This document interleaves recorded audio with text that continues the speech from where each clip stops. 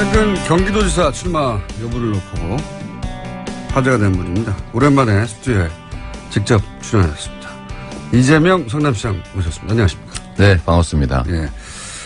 그 지지율이 1%대였을 때가 있었어요. 그때는 저희가 아무 때나 섭외를 할 수 있었거든요. 네. 예. 근데 대선 출마 지금부터는 섭외가 엄청 어려워. 그렇습니까? 예. 올챙이 쪽을 잊어버렸다. 제가 이제 대선 경선 끝나고, 네.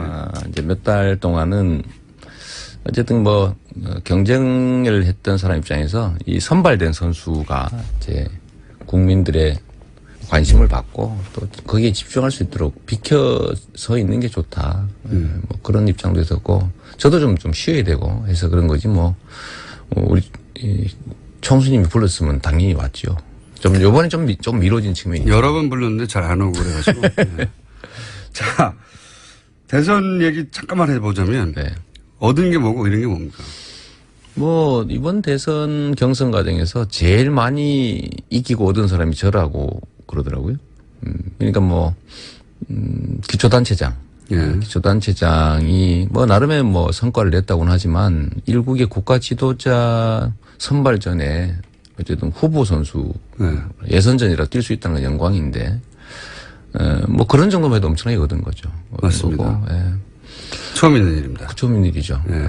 앞으로도 그렇게 쉽지 않은 일인데. 다른 나라에서도 사례를 찾기 힘듭니다. 기초단체장 정도가 대선 후보로 마지막 순간 계속 거론됐다는 거는 네.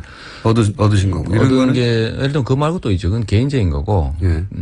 저는 이제 우리 개혁 진보 진영의 의제들을 저는 우리 대한민국 사회에 중요한 의제로 만들어냈다라는 점. 예를 들면 기본소득이든지 정세든 또는 재벌 개혁 문제라든지 공정사회, 공정성장 이런 것들을 우리 국민들이 많이 공감하게 되지 않았냐는 생각을 합니다. 네, 이런 것들도 있죠. 근데 그건 사실 아주 매우 부수적인 것이고. 아니, 이런 것들 중심을 좀 얘기해 주세요. 이런 거라면 좀 좋은 기회였는데, 이게 또 막상 경쟁에 매몰되다 보니까, 좀 원래 가야 될 길에서 약간 벗어난 측면들이 있죠. 평정심도 좀 잃으신 적도 있죠. 그런 것도 있죠. 화도 나고, 또 가끔씩은 과도한 욕망, 이런 게 분출되기도 하니까, 제일 결정적으로 좀 힘들고 좀 오버가 됐을 때 그런 때였던 것 같아요. 서울시장 미략설 이런 게 있었지 않습니까?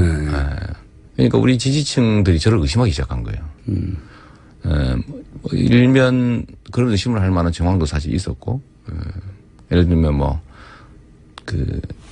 당대표냐, 대선 경선이냐, 이럴 때, 어쨌든 다른 여러 사람들의 요청도 좀 있었던 측면이 있어서 그걸 접었던 것도 있고, 예를 들면 이기려고 하는 사람의 자세가 맞냐 이런 의심을 하고 있는 터에 서울시장을 하기로 내락을 하고 짜고 치는 고스톱이다 이런 좀 소문 광범위에 퍼지니까 SNS를 너무 많이 했다 이런 생각 안 하세요? 그런 것도 있죠. 제가 하지 말라고 끝 말씀을 했었죠. 했는데 그건 실제로 그 얘기 맞는 말씀이었는데 그 당시에는 좀 잘 안 받아들여지더라고요. 그렇죠. 바쁘니까. 바쁘기도 하고. 할 일도 많고. 눈앞에 벌어지는 일이니까. 네. 지금은 오히려 제가 안 하잖아. 그죠? 그렇죠. 원래 지금 더 많이 해야 되는데. 그때 비하면. 그 평정심을 조금 유지하지 못했던 면이 있어서. 그 정도 규모의 선거 싸움을 처음 해보셨으니까 오늘 배운 게 많으셨을 것 같아요. 그럼요. 다음에는 그러면 안 되겠다는. 지휘자는 좀 멀리서 높이 서서 흥분하지 말아야 되고 평정심, 냉정함을 유지해야 되는데. 그러나 최전선에 서가지고. 이게 마이너의 습성이 남아있는 거죠. 예를 들면 메이저가 돼야 되잖아요. 아니, 시장님은 사실 이해가 가는 측면은 뭐냐면 혼자 힘으로 여기까지 왔어요. 사실. 그래서 그런 거죠. 네, 그 혼자 힘으로 습성이 남아있다 보니까. 돌파해서 어려운 사정이 생기면 모두들 포기할 때 혼자 힘으로 최전선에서 계속 돌파해서 보다 보니까 대선도 혼자 힘으로 돌파할 수 있을 줄 알았던 거죠. 맞습니다. 네. 어떤 상황들이 그래서 제 부족함이. 잘못하셨죠? 그럼요. 제 부족함이 많이 노출된 거죠. 네. 많이 이제 보완해야 되겠죠. 알겠습니다. 2달 전쯤에 제가 뵀을 때 그러면 앞으로 성남시장 3선이냐 경기도지사냐 서울시장이냐 세 가지 옵션이 있는데 뭐 하실 거냐고.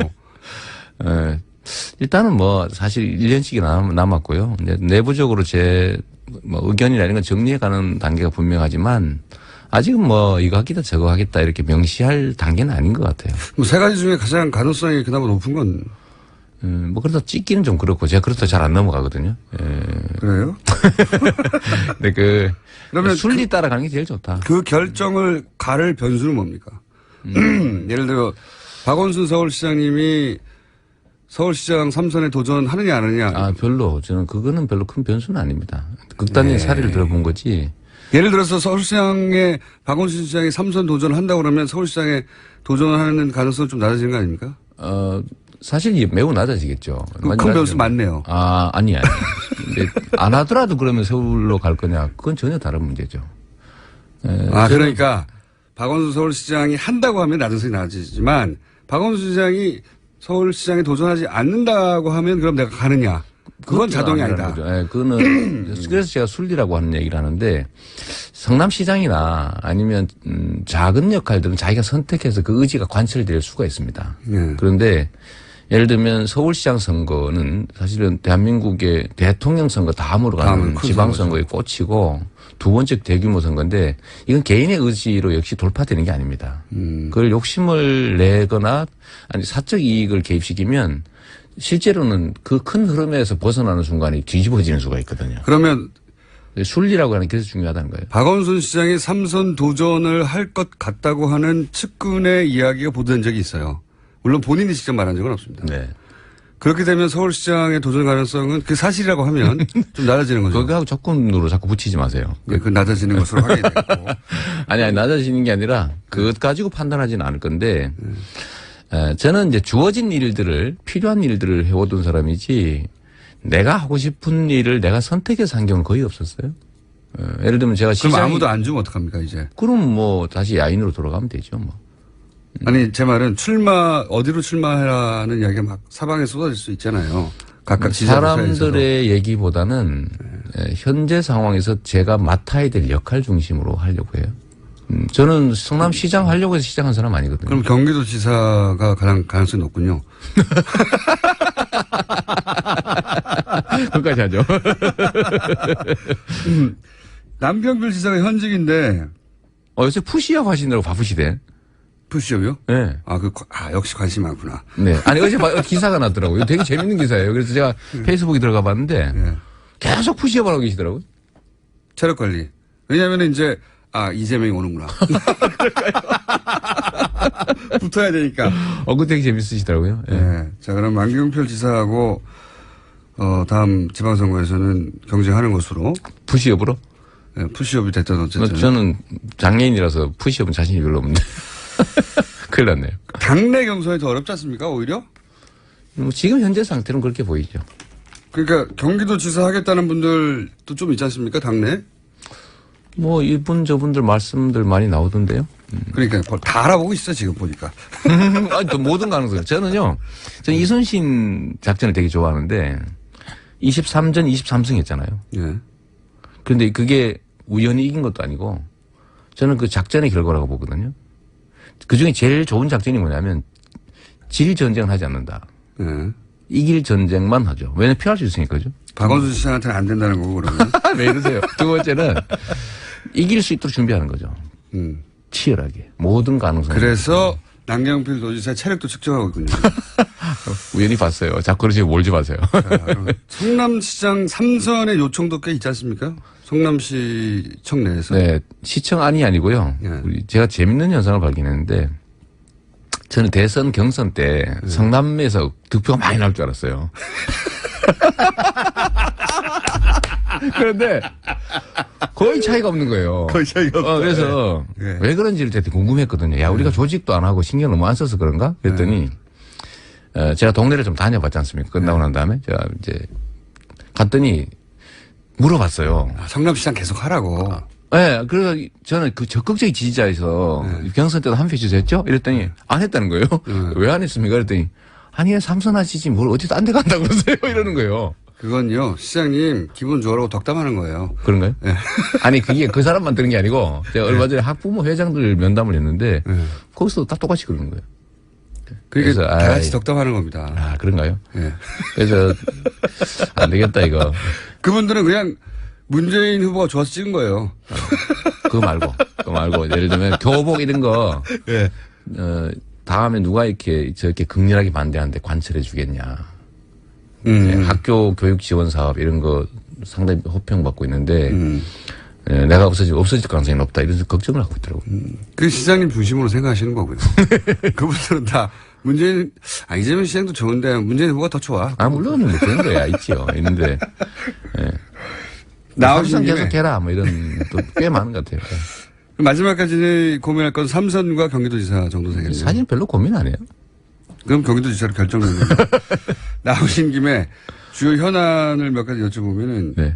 그러니까 이재명 논평을 듣고 싶은 사람이 많아요. 왜냐면은 이재명 시장님이 SNS에서 활발하게 할 때는 무슨 사안 났다 하면 촌철 사진 한 번씩 던지셨거든요. 네. 요즘은 근데 SNS 많이 자제하시고 하니까 궁금해하는 사람들이 많은데 이제 가장 최근 거부터 역순으로 제가 여쭤보면 이명박 네. 전 대통령이 어제 한마디를 했어요. 이거 자꾸 뭘 들추고 정치보복 하려고 하는 거냐. 뭐 아마도 제1롯데 관련한 문건도 나온다고 네. 하고 4대강 뭐 정책감사도 한다고 하고 국정 댓글 사건도 네. 본인이 대통령 때였고 그다음에 NLL 대화록 또 본인이 대통령 때였고 네. 최근에 뭐 아들 욕도 좀 있고 그러다 보니까 이제 정치보복식 과거사 들추긴 하지 마라. 네. 이렇게 이제 논평을 내기 시작했어요. 좀 더 적극적으로 대응할 것도 같기도 한데 어떻게 논평하시겠습니까? 제가 한번 냈죠. 탈탈 털자. 탈탈. 네, 왜냐하면 정치 보복이라고 하는 게 없는 사건 만들어서 김대중 대통령 간첩 몰아서 막 잡아넣듯이 하는 것을 네. 그런 걸 정치 보복이라고 네. 도둑질한 거에 대한 책임 묻는 건 그건 보복이 아니라 정의를 실현하는 거죠. 정의와 상식, 원칙을 실현하는 것이어서 자신들의 범죄 행위 또는 부도덕한 행위에 대해서 책임을 묻는 건 당연한데 이것조차도 정치란 이름으로 좀 보호받고자 하는 거. 이거는 그야말로 구태 중의 구태죠. 이런 걸 적폐라고 해요.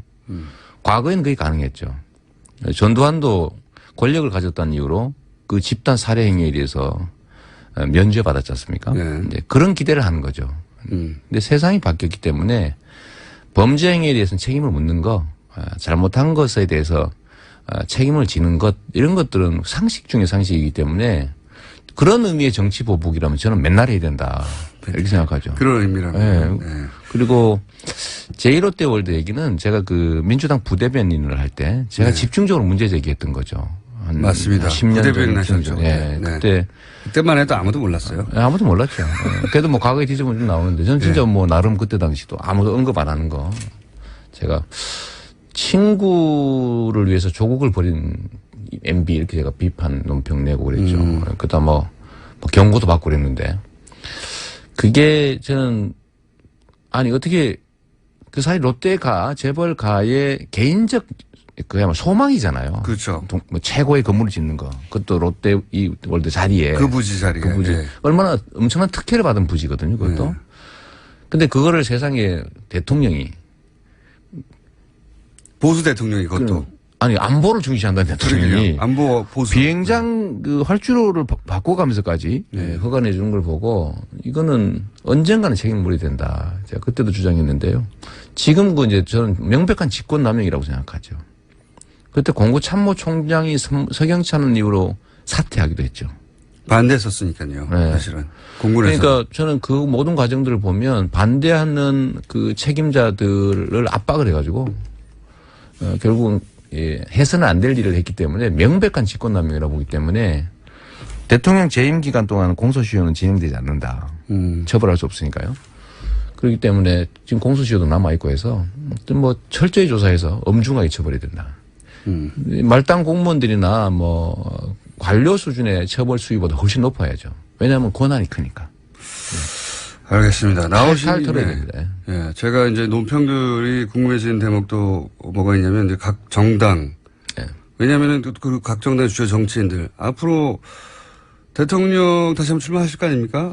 5년 후가 될지 10년 후가 될지 모르겠지만. 저는 대통령 후보에 나설 생각이 있어서 나간 것도 사실은 아니고 불려나간 측면이 있기 때문에. 본인이 불려나갔다고 자꾸 생각하시는 거고. 저는 불려나간 게 맞죠. 무슨 기초단체장이 대선을 꿈꿨다면 또라이에 가깝다고 봐야죠. 예전에는 그랬죠. 근데 지금도 지지율이 올라가니까 마음이 좀 바뀌신 거잖아요. 아니요. 네. 지금도 저는요. 5년 후는 어떻게 될지 알 수 없는 거죠. 전혀 알 수 없고. 알 수는 없지만 그때에 맞춰서 대선에 맞춰서 자기 행동을 결정하면 반드시 사고가 나게 돼 있다. 네, 그걸 이번에 배우셨군요. 옛날부터 알고 있었어요. 그래도 잠깐 잊어버리신 거예요. 네, 목표를 정하고 행동하면 현재에 충실하지 못하게 되거든요. 네. 항상 하셨던 말씀이죠. 그렇죠. 저는 더군다나 공직자가 공적 권한을 사적 목표에 맞춰서 행사하는 순간이 망하는 겁니다. 그래서 준비는 되어 있어야 한다고 하셨으니까. 최선을 다해야죠. 그래서 제가 이제 궁금한 것은 최근의 정세에 대해서 어떤 식으로 판단을 하는가 혹은 잠재적인 경쟁자들에 대해서는 어떻게 판단하는가 혹은 각 정당의 미래에 대해서 어떻게 판단하는가 여쭤볼게요. 잠깐만. 나오신 김에 국민의당 재보조사 사건 마무리 단계잖아요. 네. 이 사건 관련해서 아직 해결되지 않은 점이 있다고 생각하십니까? 저는 그 국민의당이 이번에 예를 들면 팩트를 조작해가지고 조작해서 공작을 했다는 걸 보니까 저 당이 정말 저기 국민의 당이 맞냐. 그야말로 사적 욕망을 추구하기 위해서 범죄 행위도 마다하지 않는 그야말로 저기 당이 아닌 거죠. 그래서 너무 세게 나가시죠. 아니 당 아닙니다 이거는. 당이 아닙니다 정말. 그래서 저는 쉽지 않을 거라고 봐요. 존속조차도 쉽지 않을 거다. 해소되지 않은 의혹이 있는가? 그건 잘 모르겠어요. 저도 이제 법조인이라서 그래서 여쭤본 건데. 법률가라서 예를 들면 판결이나 법적 결정에 대해서는 논평하는 게 되게 조심스러운 측면이 있습니다. 왜냐하면 책임을 져야 되니까. 뭐 지금 현재 뭐 열심히 수사하고 있으니까 다 국민당이 존속되기가 쉽지 않을 것이다. 앞으로 계속해서. 쉽지 않을 겁니다. 뭐 그 변곡점은 지방선거 정도 된다고 보시는 겁니까? 뭐 지방선거는 어떻게든지 뭐 견뎌내겠죠. 왜냐하면 국회의원 숫자가 있으니까. 그런데 3년 후에 지금처럼 한다면 애매한 태도, 그냥 국민들이 봤을 때 뭐 반성하지 않고 있구나. 저 사람들한테 뭘 맡길 수 있을까 이런 생각을 하게 하면 존속이 어렵겠죠. 이건 어떻습니까? 추경 통과 과정도 그렇고 야당의 공조 없이는 도저히 안 되는 게 명백한 현실인데. 네.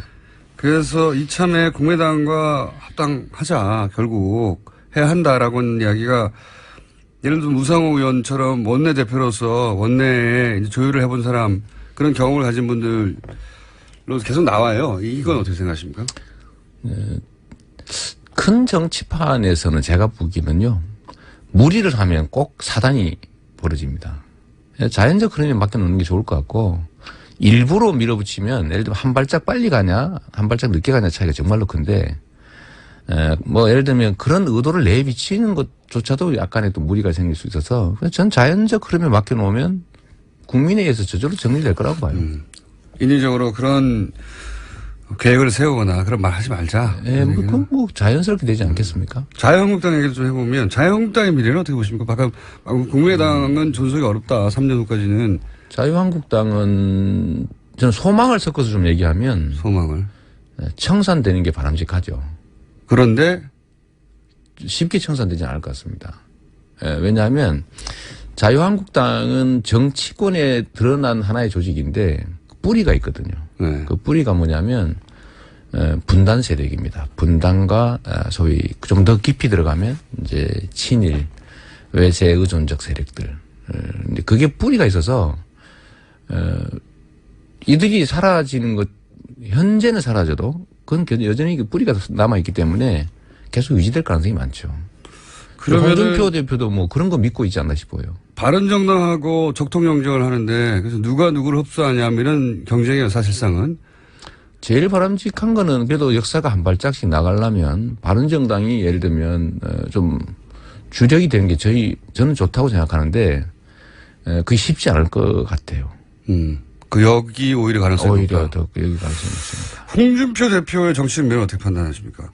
잠재적 경쟁자일 수 있다고 보십니까? 아니면 뭐 저는 예를 들면 메이저 주요 그러니까 핵심이 주류가 됐을 때 취하는 태도와 이제 마이너 변방일 때 취하는 태도가 좀 달라야 된다고 저는 생각합니다. 근데 홍준표 대표는 여전히 마이너 태도를 견지하고 있어요. 그래서 뭐 좀 크게 가긴 좀 어렵지 않을까. 본인의 경쟁자가 지금 아니다. 이제 현재 상태로 살아남기 작전에서 유용한 것 같습니다. 그러니까 본인의 잠재적 경쟁자로 안 보시는군요. 뭐 제가 경쟁에 나갈지 안 갈지도 모르는데 뭐 그런 걸. 안 보는 걸로. 네. 혹여 자유한국당 내에서 이 사람을 주목해봐야 된다. 성장 가능하다. 예의주시한다. 이런 분이 있나요 혹시? 좀 괜찮다 싶은 사람은 다 탈당했던데요. 바른정당은 어때요? 이해운 체제. 그러니까 이 갈래가 지지 않습니까? 바른정당 정도면 그래도 대화가 되니까 협치의 대상으로 계속 생각해야 된다는 측도 있고 아니다 뿌리가 같다 이렇게 생각하는 흐름도 있는데. 뭐 아무래도 갈라져 나온 거니까 좀 다른 요소들이 좀 강조돼 보이지 않겠어요? 좀 나아 보이긴 해요. 나아 보이긴 하고, 나아 보이긴 하고. 그래도 비양심적이고 뻔뻔스러운 그 엉뚱한 주장은 잘 안 하는 편이더라고요 보니까. 그런 면에서 보면 그것도 하나의 뭐 진전이라고 볼 수 있겠죠. 이번 최순실 박근혜 게이트를 통해서 생겨난 조금의 좀 나은 진전? 유승민 의원의 정치적 미래는 어떻게 보십니까? 뭐 훌륭한 자원이니까. 아무래도 뭐 많이 성장하지 않겠냐 저는 그렇게 생각합니다. 잠재적 경쟁자로 보시는군요. 저는 경쟁자가 될지 않을지 제가 아니고. 잘 모르는데 자꾸 그러십니까? 홍준표는 아니고 유승민은 네. 맞고 김무성 전 대표는 부활할 수 있을까요? 무당으로 부활합니까? 가장 핫한 현안 중에 하나는 이거예요. 문재인 정부가 이제 정부 표현으로는 초고소득층 그러니까 5억 이상 연간 소득 그리고 2천억 이상 순이익이 남는 기업들 상대로 부자 증세를 하겠다 했더니 자유한국당에서 서민 감세라는 프레임으로 담배값 인하를 치고 나왔어요. 원래 증세론자시잖아요. 네. 그럼요. 저는 이제 담배값이나 유류세나 이런 주장하길래 이제 그 첫째는 그 진심이 아니죠. 이거는 이제 정말 서민들의 부담을 줄이기 위해서라는 거는 이때까지 그들이 취한 태도가 아니기 때문에 그냥 회방 놓기 위해서 내든지 카드. 세수 부족해라 이거 아니에요. 그러죠. 이제 저는 뭐 아주 나쁘게 얘기하면 뭐 먹어라 이런 뜻으로 보이지거든요. 그건 이미 저희 방송 여러 번 얘기했어요. 연 먹으라는 거 아닙니까? 뭐 그런 건데 문제는 우리가 이제 그 의도는 나쁘지만 시장님 좀 바뀌신 것 같아요. 대선 출마 전에는 연 먹어라 정도는 방송에서 팍팍 던지시더니 이제는 뭐 먹어라 정도를 이렇게 엑소해라 이런 몸을 사리시고 몸을 좀 사려야지. 변했어. 왜 이러세요? 근데 일단은 국회의 구조를 보건데 말이에요. 좀 현실적으로 이런 얘기를 한번 해봐야 됩니다. 제가 며칠 전에 그 얘기를 들었는데 지금까지 우리의 경험에 당론으로 정한 입법이 통과된 얘기가 없다는 거예요. 당론을 정한 순간 상대방이 극렬하게 막습니다. 그래서 뭔가 우리가 정책적 목표를 두고 추진해서 국민단 득이 될 것 같으면 무슨 수를 써서라도 막았기 때문에 안 된다는 거예요. 그럼 우리 증세하자 그러면 지금 현재 국회 구조에서 쉽게 되겠습니까? 어렵죠. 당연히 안 되죠. 그런데 저 사람들이 소위 이제 어깃장을 놓자고 감세를 들고 나오는데 감세도 사실 좋은 요소가 있습니다.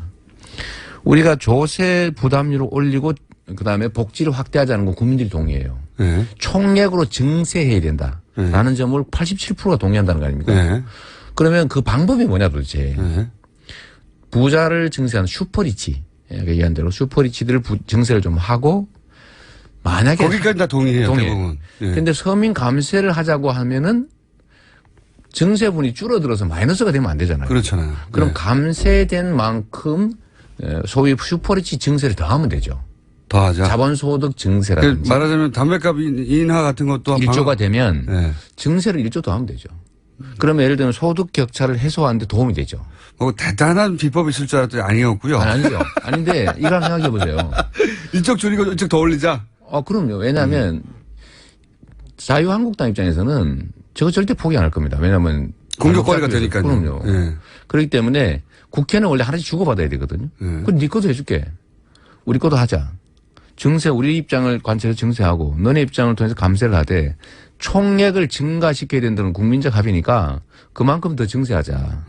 라고 논쟁이 막 벌어지면 그냥 너네 왜 전에 하고 말 바꿨니 하는 것보다는 훨씬 더 그 사람들 입장이 곤란해질 수 있죠. 그러니까 부자, 그러니까 그 서민 감세라고 목적은 그게 아니더라도 어쨌든 담배값 인하하다든지 이런 걸 치고 나오는데 그거를 그냥 무시하지 말고 그래 그럼 일부 받을 테니까 우리도 거 받아라. 부자 증세도 더 받아라. 왜 주고받아야 되니까. 예. 국회는 현실적으로 국회 선진화법 때문에 과반수가 돼도 통과가 안 되지 않습니까? 그렇죠. 예. 그러니까 통과되는 방법은 저는 이런 생각까지 하는 거예요. 극단적으로 지금 현재 상태로는 증세 먼저 하자 그러면 저 통과될 리가 없습니다. 현실을 인정해야죠. 예. 그래서 만약에 두 개를 동시에 바꿨다 1차적으로. 그래서 지금 현재 상태 유지된다는 거 아닙니까? 그러면 서민 감세를 한 만큼 예를 들면 부자 증세를 해놓으면 그것 자체도 이익이죠. 불평등 해소, 격차 해소에 도움이 되니까. 그리고 이 과정, 논쟁 과정에서 국민들이 어느 한쪽을 손을 들어줄 수밖에 없죠. 시장이 만약에 장관을 네. 하고 싶다고 시켜주지는 않겠지만 또 그런 팩트 지적을 하고 그래. 이 장관을 내가 한번 경험해보고 싶었다는 자리 있어요? 전 경험해보고 싶은 건 없었고요. 네. 권한을 행사해보고 싶은 게 있었죠. 좋아요. 그런 표현으로 바꿔서. 노동부. 네. 노동부 장관이 되면 어떻게 바꾸실 생각이세요? 일단은 노동 시간 줄이는 것은 네. 지금 현재 상태에도 할 수 있는 게 참 많습니다. 불법 예를 들면 52시간 초과는 철저하게 금지시키고 처벌하고 또 40시간 초과 근로에 대해서 철저하게 1.5배 임금 지급하게 하고 임금 체계가 지금 엉망진창이잖아요. 네. 그걸 제대로 지키게 하고 예를 들면 불법 파견 근로 대기업들이 주로 하고 있는데 아니 회사 안에 사장이 수백 명 있어요. 같은 회사 안에. 근데 이런 것들을 사실 불법 이제 하청인데 이거 직접 고용하게 하고 또 예를 들면 동일노동 동일임금은 지키게 하고 제일 큰 거 노동자들의 단결권과 단체 행동권을 좀 더 강화해가지고 노동자들의 힘을 키우면 노동의 몫이 늘어나죠. 이재명 시장님은 원래 그쪽 출신이라, 예. 그쪽 출신이라는 건 이제 본인이 노동자 출신으로 여기까지 온 거거든요. 자기 힘으로 다. 예. 그래서 직접 경험한 걸 기반으로 해서 정책을 펴보고 싶으신 거군요. 이제 그것도 하나 있고요. 네. 그 사적 경험의 얘기고 핵심이 뭐냐면 제가 얼마 전에 다보스 포럼에 제가 초청받아 갔다 온 거 자랑 좀 해야 되잖아요. 그죠? 초청 받으셨어요? 초청받았지. 자비로 그냥 가신 거 아니에요? 초청받아서 갔는데 이 다보스 포럼이 세계의 자본가들의 모임이거든요. 예, 예. 근데 이 사람들은 성장과 규제 완화에 핵심적인 관심이 있는 사람들. 항상 그렇죠. 언제나. 경제가 성장해야 네. 자기들의 몫이 커지니까. 근데 여기서 포용적 성장을 들고 나왔습니다. 예. 그러니까 공정한 기회와 공정한 경쟁, 공정한 배분. 요즘 유행어입니다, 그거. 공정한 경제 질서. 예. 이거를 통하지 않으면 지속적 경제 성장이 불가능하다는 결론을 이른 거예요. 기업가들조차. 그렇죠. 네. 왜냐하면 지금처럼 편중된 성장 방식으로 이거는 더 이상 못 간다. 낙수효과 기대하고 이거 안 없는 된다. 거죠. 예. 그런데 거기 핵심이 뭐냐면 가계소득이 증대되는 겁니다. 소득주도 경장. 네, 그렇죠. 가계소득이 증대되는 방법 두 가지가 있는데 첫째는 증세와 복지를 통해서 재분배가 늘어나는 거죠. 예. 근데 이게 쉽지 않아요. 두 번째는 산업 경제 현장에서 노동자 가계의 몫이 늘어나는 겁니다. 예. 근데 이거는 결국은 노동자들의 힘이 강화돼서 가능한 거지 최저임금을 올리는 방식도 사실은 어쩔 수 없이 하는 거거든요. 그건 첫 조치일 뿐이죠. 어쩔 수 없이 하는 거예요. 네. 하도 엉망이니까. 근데 노동자들의 힘이 강화되면 현장에서 자율적으로 그게 해결될 수 있어요. 어느 정도까지. 알겠습니다. 자, 시장님 오늘은 저희가 여기까지밖에 시간을 준비를 못했는데 그래도 겨우 이거 하려고 지금 여기까지 아침 6시에 한 30분 하셨어요. 그래도. 네. 그리고 본인이 1시간까지 이 시간을 차지할 정도가 안 됩니다, 지금. 좀 더 키워야 돼. 좀 더 큰 다음에 와야 되겠네요. 대선 후보였을 때는 가능했었는데 알겠습니다. 이제는 기초단체장이지 않습니까? 그러게요. 꼭 아픈 데를 콕콕 찌르십니다. 네.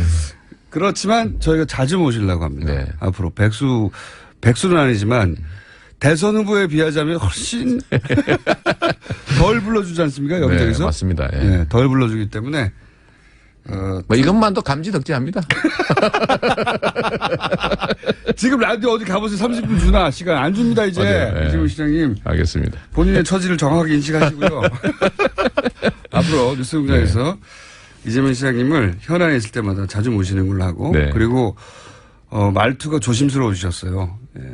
다시 거칠어. 제가 그 얘기 하나만 할게요. 네. 이게 저보고 왜 자꾸 튀냐 이렇게 얘기를 해서 네. 벼룩은 튀어야 눈에 띈다. 그냥 튀어가지고는 이제 벼룩이 아니다. 된다. 이제는 안 튀어도 보인다. 제가 근데 예를 들면 가장 마지막 단계는 소가 되는 건데 네. 소가 튀면 어떻게 됩니까? 미친 소 되잖아요.